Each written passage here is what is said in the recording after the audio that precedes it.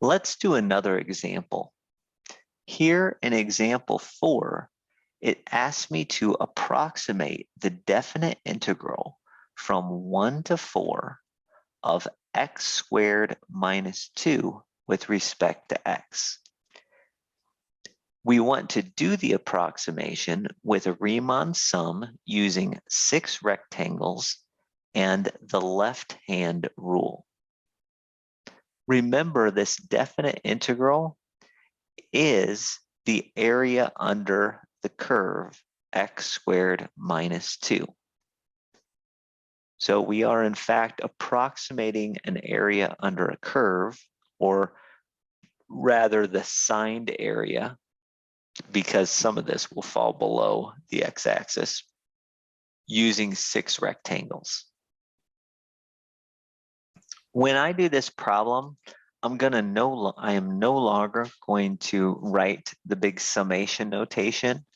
I don't think that does a lot for us. Once we've seen it once, we can kind of skip right to the adding up of rectangles. So the width, we do need, again, it's going to be delta of x. It's going to be a fraction. 4 minus 1 over 6 is a 0.5. So the width of each one of the rectangles using the left-hand rule will be 0.5. We're starting at 1. And so my subintervals are going to go from 1 to 1.5, then from 1.5 to 2, then from 2 to 2.5, from 2.5 to 3, from 3 to 3.5, and then lastly from 3.5 to 4. Here are my 6 subintervals. Once you get used to this, you might not need to actually write the subintervals, because once you get used to this and used to seeing the Riemann sums and the rectangles, then you can just kind of go through the paces of what the subintervals will be in the next step. So the Riemann sum is going to be equal to take x squared minus 2. I'm going to call x squared minus 2 my f of x. So we take an f of 1 multiplied times 0.5 plus f of 1.5 multiplied times 0.5, so on and so forth. All left-hand values of my subinterval. I'm going to utilize those. If I would have done this right, I will end up with 6 rectangles, 1, 2, 3, 4, 5, 6, each of them having width of 0.5, and each of them having height of the function value evaluated at the left-hand part of one of my 6 subintervals.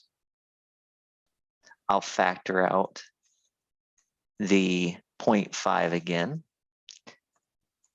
It makes it just a little bit cleaner and a little less cumbersome.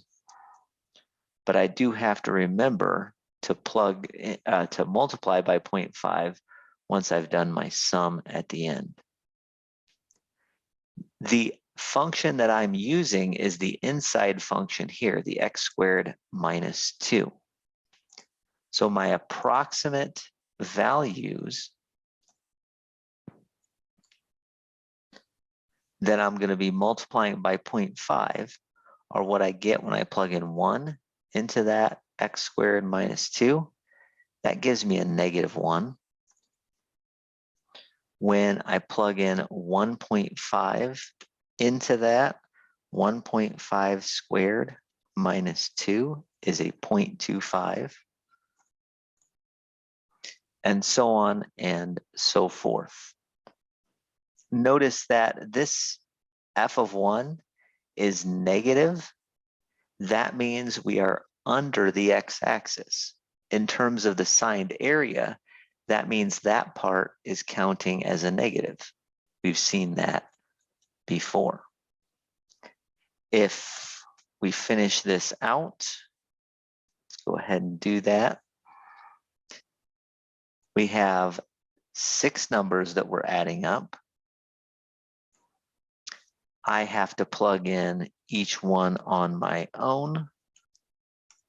We're adding up -1 plus 0.25 plus 2 plus 4.25 plus 7 plus 10.25. I believe I have these calculated correctly. If I don't, which it is possible that I don't, if I don't, make sure you say something. Email me if I don't have these done correctly.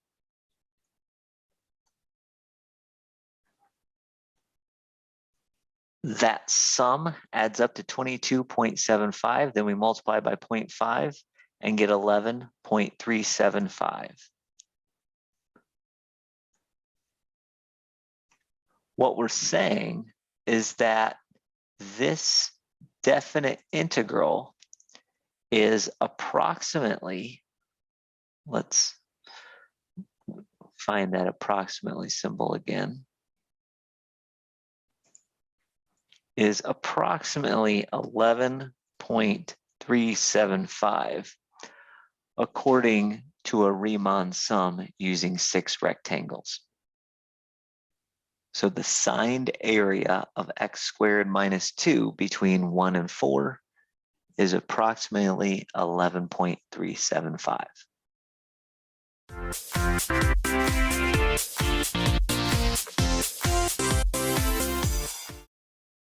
I would like you to try to approximate the signed area from -2 to 3 of x cubed with respect to x.